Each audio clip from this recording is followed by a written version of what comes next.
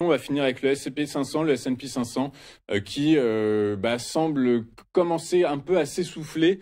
Voilà, il faut peut-être retrouver de nouveaux catalyseurs avant que la hausse se poursuive.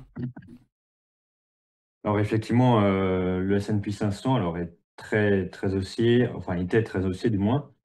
C'est vrai que les anciens plus hauts ont été, breakés assez facilement, malgré au final un contexte, relativement compliqué entre les frais de douane, entre toute la politique, extérieure par rapport aux États-Unis notamment.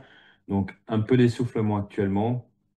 Il faudrait au minima, je pense, retrouver les 6 142 pour potentiellement avoir suffisamment de force et pouvoir, rebondir dessus.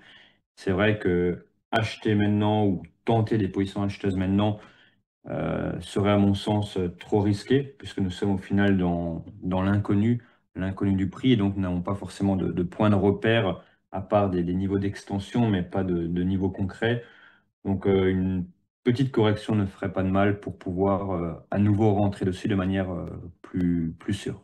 Eh ben, écoutez, on va suivre tout ça avec attention. Je vous rappelle que le prochain catalyseur, c'est les réunions des 16 et 17 septembre prochains de la Réserve fédérale américaine, qui, selon toute vraisemblance, va reprendre son assouplissement monétaire. Et quand on regarde les projections des financiers, certains commencent à modéliser une baisse de 50 points de base de la Réserve fédérale américaine de son principal taux directeur. Du coup, par la force des choses, le catalyseur, même si ça semble assez invraisemblable, mais peut-être qu'il y a un catalyseur à y chercher de ce côté-là. Merci beaucoup d'avoir été avec nous ce matin, Guillaume Lydie. Guillaume, vous êtes trader pour compte propre avec nous tous les mardis matins.